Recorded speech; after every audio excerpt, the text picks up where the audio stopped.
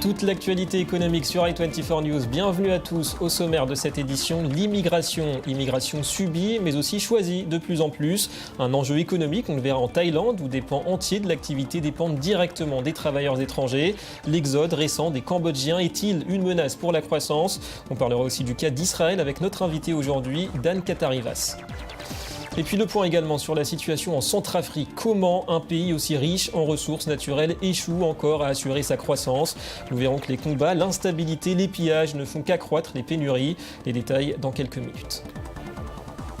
Voilà pour les titres, merci d'être avec nous. On commence par un petit tour du monde de l'actu économique avec ces images. D'abord, des mineurs sud-africains. Nous vous en parlions hier. Après 5 mois de lutte sociale, ils sont, vous le voyez, retournés au travail la nuit dernière dans les mines de platine. À l'image de l'entrée de la mine de Marikana au nord du pays, l'accord trouvé avec les 3 principaux exploitants a mis fin à la plus longue et la plus coûteuse grève de l'histoire du pays. Un manque à gagner de plus de 2 milliards de dollars pour les entreprises. Pour les mineurs, en revanche, c'est plutôt la satisfaction qui prédomine. Je me sens bien, je vais bien, on revient de loin. Pour cette grève, il aura fallu y aller de plus en plus fort, sans relâche, jusqu'à qu'on obtienne satisfaction.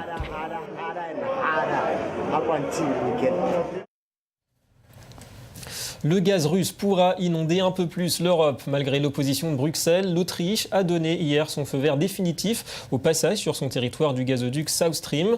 Un gazoduc dont le coût est évalué à 40 milliards de dollars. Il doit permettre d'acheminer le gaz des gisements russes jusqu'au centre de l'Europe. Alors pour la Commission européenne, ce projet ne respecte pas les règles de Bruxelles en termes de concurrence. Bruxelles qui veut réduire justement sa dépendance gazière vis-à-vis de Moscou. Mais pour Vienne, l'Europe a un besoin vital de ce gaz russe. Ce projet South Stream crée un gazoduc de 1500 km de long, dont une grande partie sur les territoires bulgares et hongrois. Ce sont des pays de l'OTAN, ce sont des pays de l'Union européenne, et personne ne peut me dire, et surtout, je ne peux pas expliquer à la population autrichienne pourquoi un gazoduc qui passe à travers des pays de l'OTAN et de l'Union ne devrait pas être autorisé à toucher le territoire autrichien sur environ 50 km. Cela fait environ 2% de l'ensemble du tronçon. Ce sont des faits, et je dis toujours que South Stream est conforme aux normes européennes. Mais cela vaut pour toutes les parties concernées, pas seulement pour l'Autriche. Aber das gilt für alle Beteiligten, nicht nur für Österreich. Et d'ailleurs, Vladimir Poutine, en visite à Vienne hier, a appelé à ne pas politiser la construction de ce gazoduc. Un projet qui profite, selon lui, autant à la Russie qu'à l'Union européenne. Aux Émirats arabes unis, grosse frayeur pour la bourse de Dubaï. Elle vient de perdre sur ces 3 derniers jours plus de 12% de sa valeur. C'est sa pire performance depuis 2008 et la crise immobilière. L'action du groupe de construction Arabtech a perdu 27% depuis le début de semaine, en cause des rumeurs de départ massif de salariés à la suite de la démission du directeur général Hassan Ismaïk. Alors malgré tout, la bourse de Dubaï conserve un score de plus 18% depuis le début de cette année. La France est le coup d'envoi ce mercredi de 5 semaines de soldes d'été. Le beau temps et l'affluence visiblement étaient au rendez-vous, vous le voyez. Mais le pouvoir d'achat le sera-t-il? C'est plutôt l'incertitude qui prédomine chez les commerçants. En tout cas, 71% des Français, d'après une étude Ipsos-Steria, feront au moins une partie de leurs achats sur Internet. Et le tout dans un contexte plutôt pessimiste puisque l'INSEE a contredit hier soir la prévision de croissance pour cette année du gouvernement. 1%, on le rappelle. L'INSEE qui table sur seulement 0,7% avec un taux de chômage à 10,2 à la fin de l'année et notamment 20 000 postes en moins dans l'industrie. Et puis sachez que l'État français va vendre 3,1% du capital de GDF Suez et ce pour financer son entrée prévue au capital d'Alstom. L'État qui espère obtenir ainsi 1,56 milliard d'euros au vu du cours de l'action GDF Suez hier à la clôture, 20,80 €. Et puis les chiffres du PIB américain, ils sont tombés en milieu d'après-midi, moins 2,9% au premier trimestre. On peut parler d'un plongeon, c'est la plus forte contraction depuis 5 ans. Ils étaient perçus jusqu'ici comme essentiels à l'activité économique de la Thaïlande. Mais depuis le coup d'État de mai et la prise du pouvoir par la junte militaire, des dizaines de milliers de Cambodgiens ont fui ce pays. Ils craignent une opération de lutte contre l'immigration illégale. Au total, plus de 3 millions d'immigrés illégaux ou légaux travaillent en Thaïlande. Alors si l'exode se poursuit, ce sera sans doute un coup dur supplémentaire pour la croissance du côté de Bangkok. Regardez. Retour au pays pour cette famille de Cambodgiens. Il y a 7 ans, ce couple et leur fille se sont installés en Thaïlande pour tenter de construire une vie meilleure loin de leur pays, l'un des plus pauvres de la planète. Mais comme des dizaines de milliers de leurs compatriotes vivant clandestinement en Thaïlande, ils ont fui les menaces de la junte militaire au pouvoir depuis le coup d'État de mai. Un retour qui s'annonce difficile. Nous n'avons aucune idée de ce que sera notre avenir. Je n'arrive pas à prévoir ce qui va se passer. Quand j'aurai un endroit où vivre et travailler, nous verrons. Depuis début juin, plus de 200 000 Cambodgiens ont retraversé la frontière. Le Cambodge accuse la junte thaïlandaise, qui a déclaré vouloir expulser tous les clandestins, d'être responsable de cet exode. Bangkok tente de calmer le jeu en évoquant de simples rumeurs. La rumeur qui s'est propagée selon laquelle nous allions réprimer les travailleurs illégaux est complètement fausse.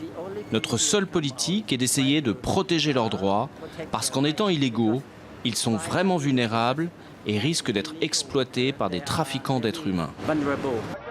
La Thaïlande insiste aussi sur l'importance de ces travailleurs pour son économie et a évoqué de possibles régularisations. Alors pour certains, l'exode pourrait finalement être l'occasion de demander des documents en règle avant un retour en Thaïlande. Mais pour beaucoup, peu importe. Cette compulsion d'émigrer, de trouver du travail, d'améliorer les choses pour soi et sa famille est parfois bien plus forte que les risques encourus. Alors ils pourraient finir par retourner vers une situation qui leur fait peur. Le nombre de clandestins cambodgiens vivant en Thaïlande n'était pas vraiment connu et impossible de savoir combien ils sont encore. Pour beaucoup d'immigrés, légaux ou non, partir n'est pas une option. Je n'ai pas peur du tout, je n'ai rien fait de mal. Je vis ici légalement, je n'ai pas peur, je vis ici depuis de nombreuses années. Plus de 3 millions d'immigrés, légaux ou illégaux, travaillent en Thaïlande, venus aussi de Birmanie ou du Laos. S'ils suivaient l'exemple des Cambodgiens, c'est toute l'économie, déjà fragile, qui pourrait être menacée. Voilà l'immigration essentielle pour de nombreuses économies à travers le monde. Et nous avons le plaisir d'accueillir le directeur des relations internationales du patronat israélien, Dan Kataviras. Bonjour. Bonjour. Alors d'abord, que vous inspire ce cas de la Thaïlande, cette fuite soudaine de dizaines, voire de centaines de milliers de travailleurs? Est-ce que c'est une menace directe, peut-être à court terme, pour l'économie, pour la croissance? C'est certainement un problème, et pour la Thaïlande, qui voit en fait des travailleurs qui probablement travaillent là-bas depuis quelques années, qui ont acquis une expertise, qui quittent, et ça va probablement provoquer des problèmes pour les entreprises thaïlandaises. D'un autre côté, je dirais que le Cambodge, lui aussi, a un problème à intégrer ces gens-là. Je pense qu'il y a certainement du travail, mais pour ça, il faut des investissements, etc. Donc ça pose un problème et pour le pays d'où part cette main-d'œuvre qui est déjà intégrée, et c'est un problème pour un pays qui doit intégrer de façon très rapide une main-d'œuvre et peut-être n'a pas les capacités immédiates d'intégrer ces gens qui arrivent. Donc certainement, ces mouvements de population très brusques ne sont pas une chose positive pour la croissance économique. Et ça peut avoir au court terme des effets néfastes, mais il faut peut-être espérer qu'à long terme, par exemple, pensant au Cambodge, ça peut justement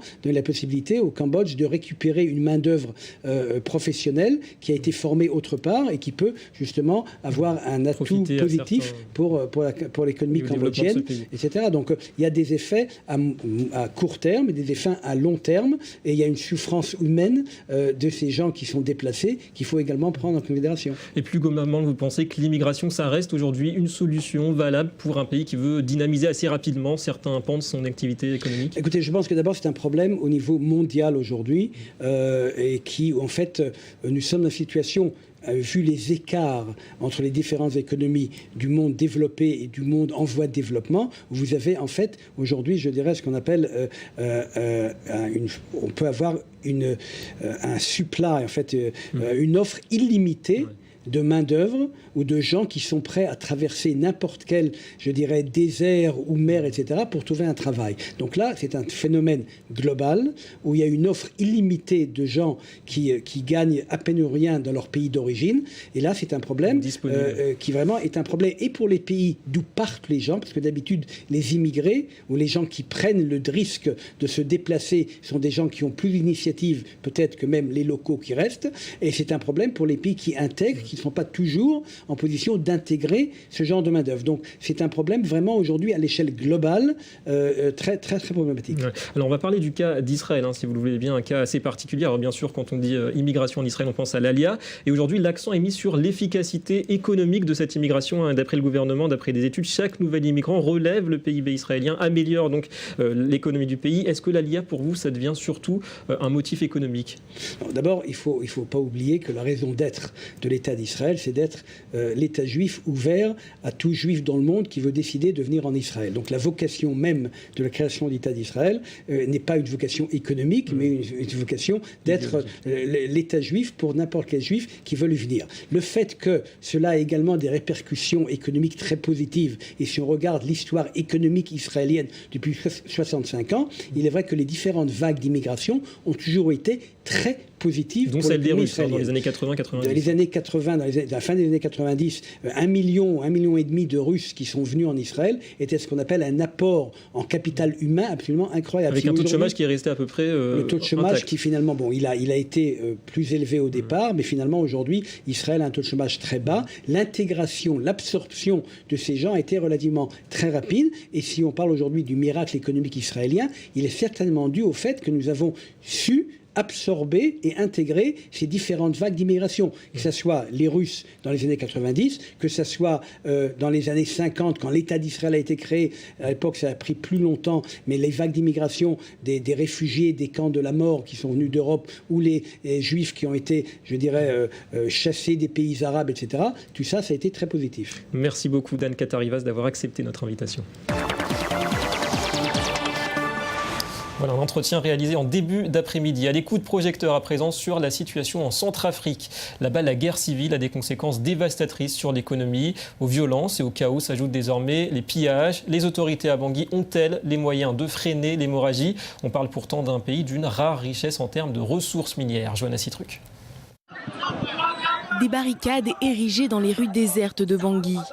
Un tableau qui se répète encore. Depuis plus d'1 an et demi, la République centrafricaine est victime d'un conflit sans précédent qui oppose les groupes armés aux civils. Des violences qui ont provoqué des milliers de morts et ont poussé quelques centaines de milliers de personnes à se réfugier dans les régions voisines. Ceux qui restent doivent faire face à un pays dévasté. Avec tout ce qui s'est passé dans notre pays, l'économie est à plat actuellement, puisque le peu de tissu économique qu'il y avait, tout a été pillé avec les événements que notre pays a connus. Et même moi qui vous parle, là, je suis victime puisque l'une de mes structures en Centrafrique a été aussi pillée. Le pillage, de nombreux commerces en sont victimes, rendant les produits de première nécessité de plus en plus rares et donc de plus en plus chers. Avant la crise, un bidon de 20 litres d'huile s'échangeait aux alentours de 20 000 francs CFA, environ 30 €. Aujourd'hui, il faut débourser au moins 34 000 francs CFA, soit plus de 50 €. Nous, on cherche à manger, mais tous les prix ont augmenté et on ne sait pas quoi faire. C'est pourquoi nous demandons au gouvernement de faire en sorte que les prix baissent. On n'a pas assez de moyens. C'est à travers nos petits commerces qu'on vit, mais si les prix doublent, on ne va pas tenir. Et la situation ne va pas en s'arrangeant. À cause du manque de sécurité, les transporteurs camerounais multiplient les grèves. La dernière s'est déroulée du 5 au 15 juin. Problème, ce sont ces camionneurs qui acheminent de nombreux produits vers Bangui.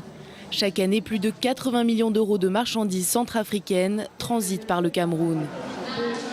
Ouais, difficile d'envisager du mieux en l'absence de sécurité. Et tout de suite, le Media Watch. Et un anniversaire à la une de cette revue de presse. Il y a 5 ans, jour pour jour, disparaissait Michael Jackson. Bonjour Johanna Citruc. Bonjour David.